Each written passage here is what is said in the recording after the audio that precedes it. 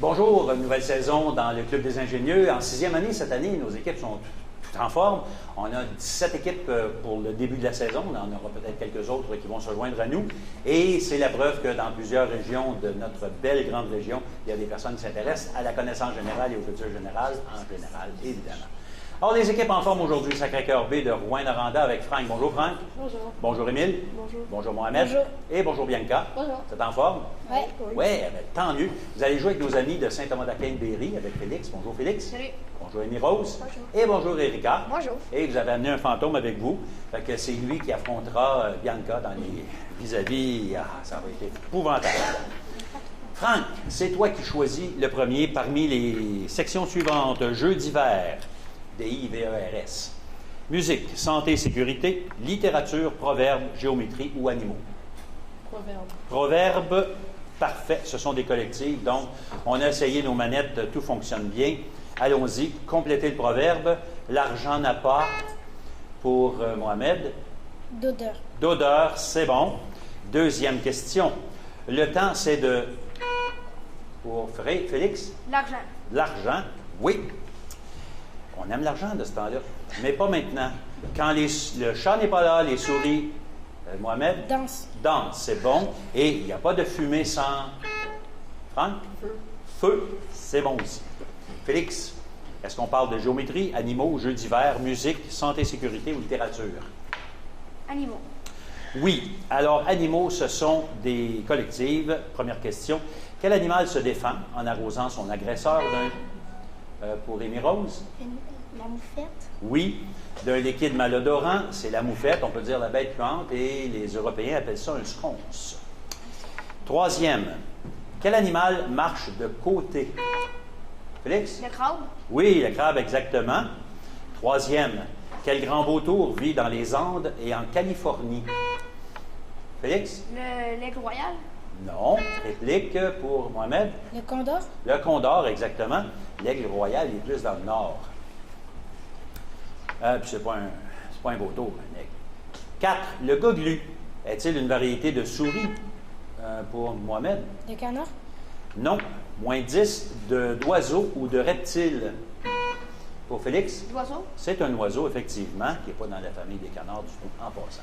Franck, est-ce qu'on parle de jeux d'hiver, littérature, musique, santé, sécurité ou géométrie? Musique. Musique. Ce sont des collectifs aussi. Comment se nomme le petit instrument à percussion typique de la danse flamenco? Franck? Des castagnettes. Castagnette. Est-ce que tu joues des castagnettes?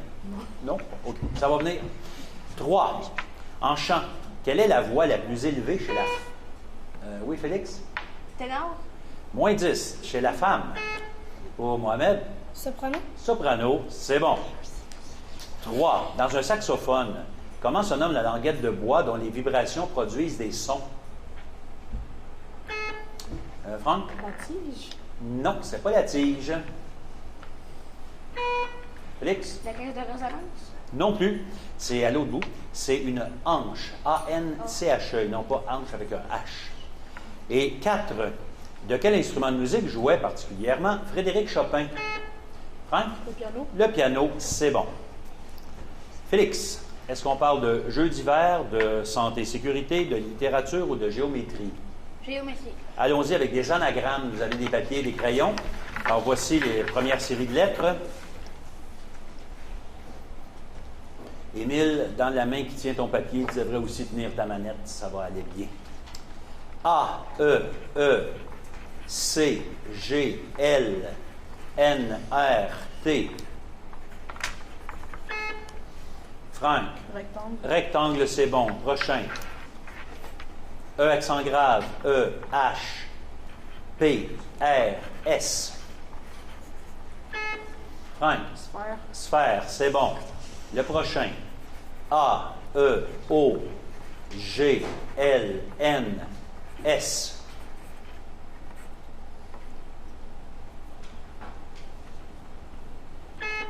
Franck. Angle. Non, réplique. C'est trop long. Losange. Et le dernier. E, O, O, Y, G, L, N, P. Pour Franck. Polygone. Polygone, c'est correct. Franck, est-ce qu'on parle maintenant de jeux d'hiver, de santé-sécurité ou de littérature? Jeux d'hiver. Jeux d'hiver, ce sont des collectives. Tout le monde garde la manette en main. Combien coûtent les chemins de fer au Monopoly? Félix? 2 millions. Non. Réplique? Non, ça, c'est dans la vraie vie, ça. Là. Bianca? 200. 200 $, c'est bon. 2. Combien de dés lancez-vous lorsque vous jouez au Yum? Franck? 6. Non. Non. Réplique. Oui. C'est 6? Non. Pour Félix? 2. C'est 5. Je suis en train de me mêler. 5. Au billard, troisième question. Quelle est la couleur de la boule qui sert à départager les hautes et les basses? Franck? Noir. Oui, c'est la 8. Noir. Et 4. Au début d'une partie d'échecs, combien de pions au total possèdent les deux joueurs qui s'affrontent? Franck? 32. Non, réplique? 12. Sonda, voir. Félix? Ah oui, Félix. 12. Non, il y en a 16. 8 chacun.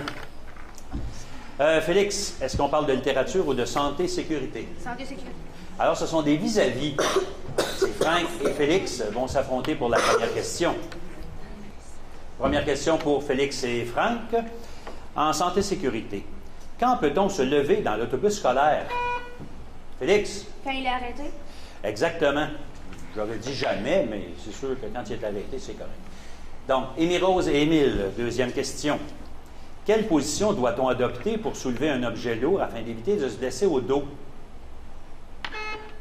Émile? Courbé. Pardon? Penché. Non. Réplique, Émy-Rose? C'est un peu long. Il faut plier les genoux et garder son dos droit plutôt que courbé, effectivement.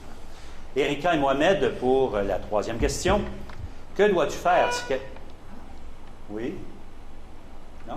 Non, j'ai pas Ah, c'est pas le bon. OK. Alors, juste pour Erika et Mohamed, que dois-tu faire si quelqu'un que tu ne connais pas te demande de le suivre? Mohamed? Juste refuser. Oui. Et ensuite? Partir. Oui. Retourner à l'école ou à la maison, OK, puis avertir un adulte aussi, ce serait une bonne idée. Et pour Bianca et le fantôme, quels vêtements ne sont pas admissibles à l'école? Les camisoles spaghetti. Non.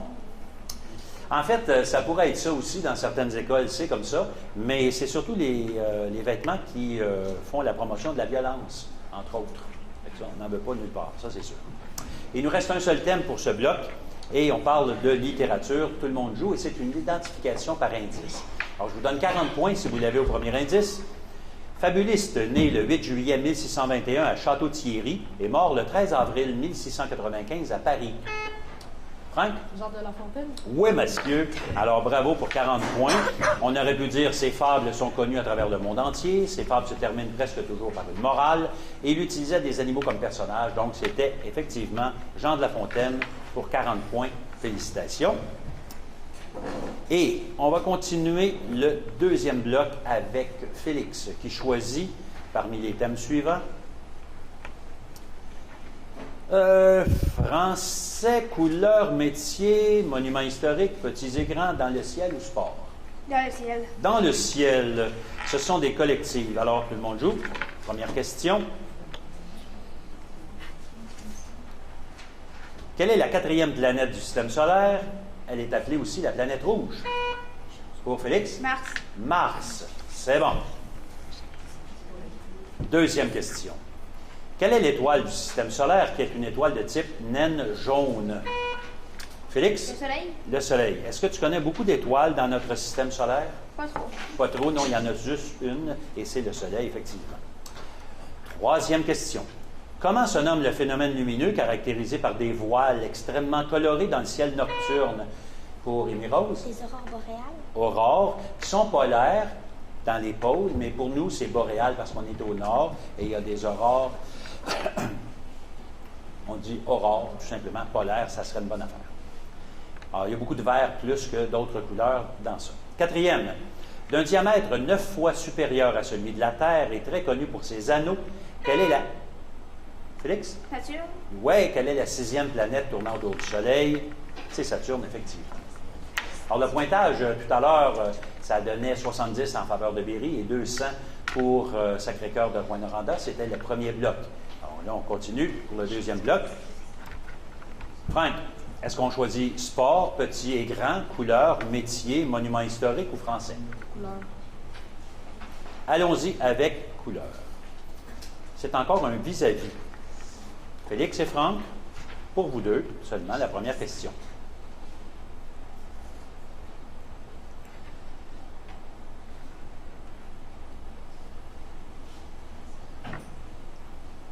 Première question.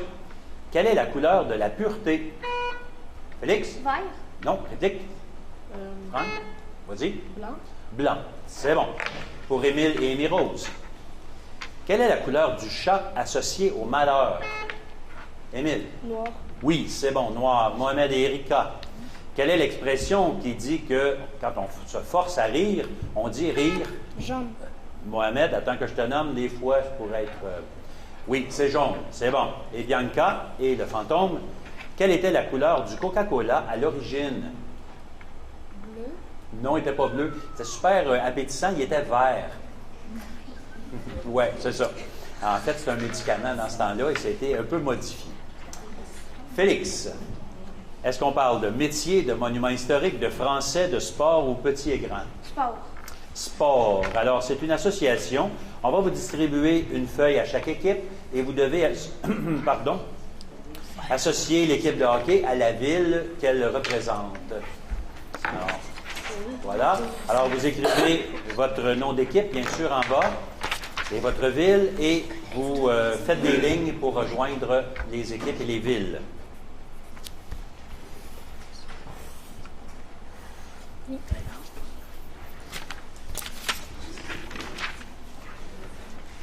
On va ramasser ça, ce ne sera pas long.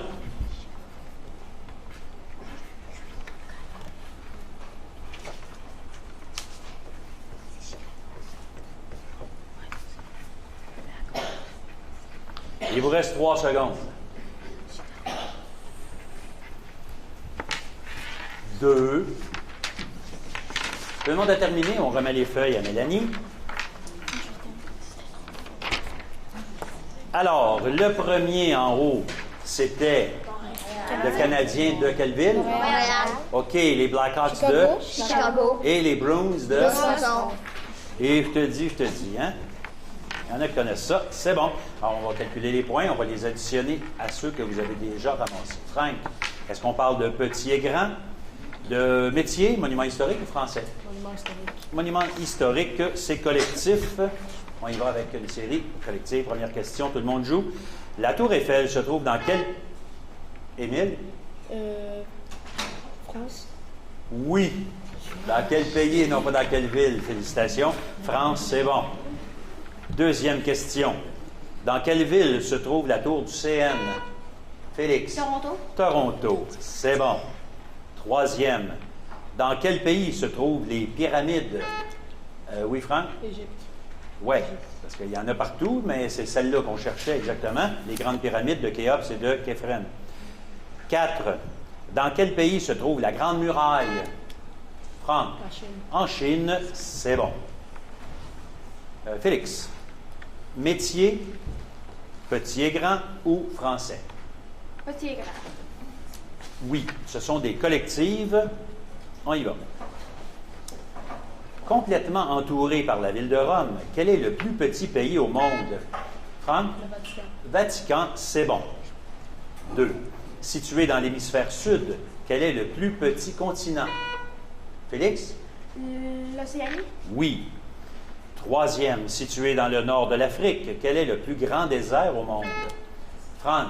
Le désert du Sahara. Sahara, exact. Et 4. Avec ses 11 fuseaux horaires qui le traversent, quel est le plus grand pays en superficie? Pour Franck? La Russie. La Russie, c'est bon. Et Franck, tu choisis entre français ou métier. Français. Français, ce sont des rachats.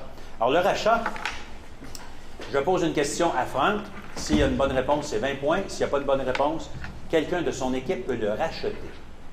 Alors, on y va avec ça. Franck, Avec quoi s'accorde le participe passé des verbes essentiellement pronominaux? Avec le pronom personnel. C'est quoi le pronom personnel? Lequel? C'est tu. Non. Alors, rachat dans l'équipe, c'est pas la réponse que je cherche. Avec quoi s'accorde le participe passé des verbes pronominaux? Essentiellement pronominaux. Pour Bianca? Il. Non plus. C'est avec le sujet, qui peut être un pronom personnel, qui peut être toutes sortes de choses, mais c'est le sujet qui détermine l'accord du participe passé. Émile, comment se nomme l'élément qui se place devant un mot afin de former un nouveau mot?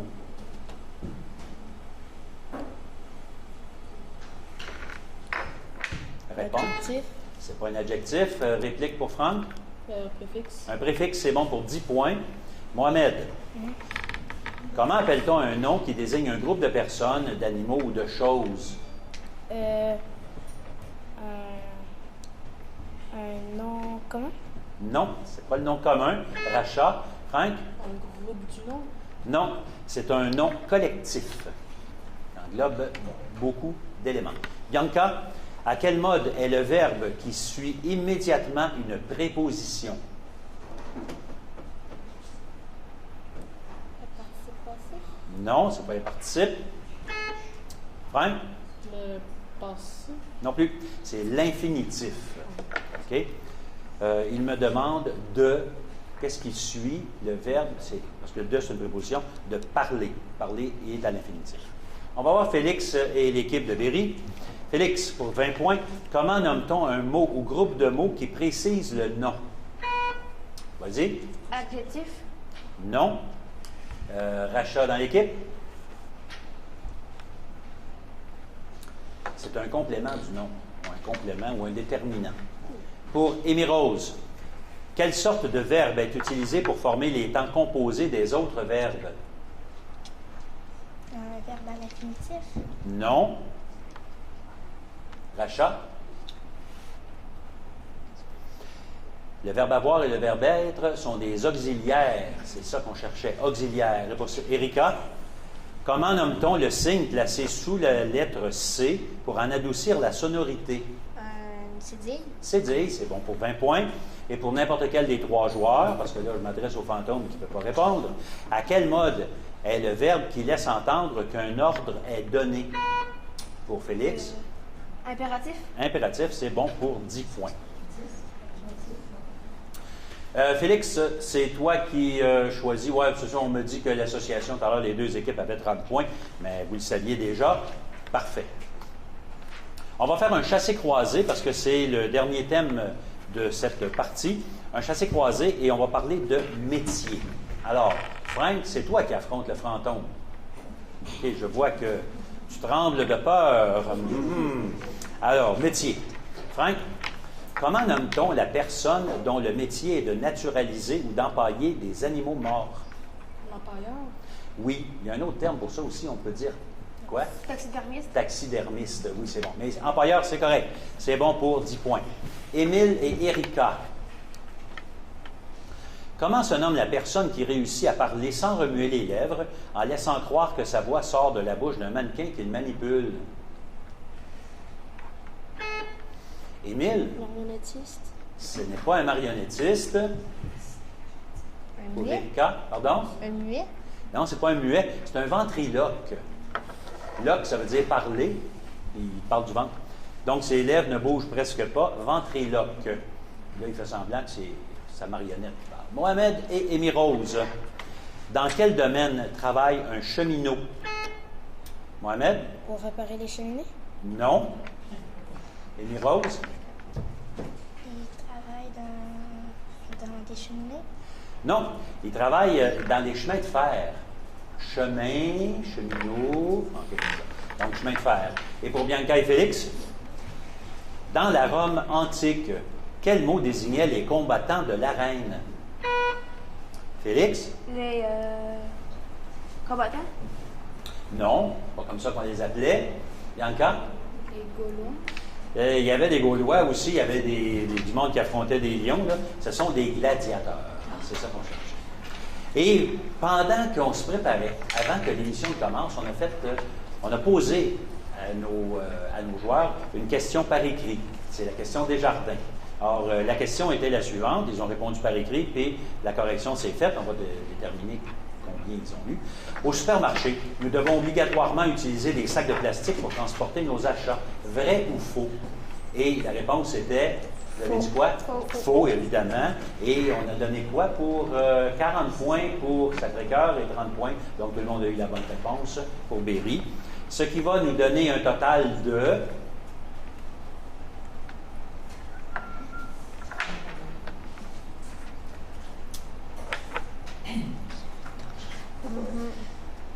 Ce qui va nous donner un total de 190 pour Berry avec 3 joueurs et 340 pour Sacré-Cœur B de Rouyn-Noranda avec les 4 équipes en feu, les 4 joueurs en feu. En félicitations les joueurs, merci chez vous et bonne saison.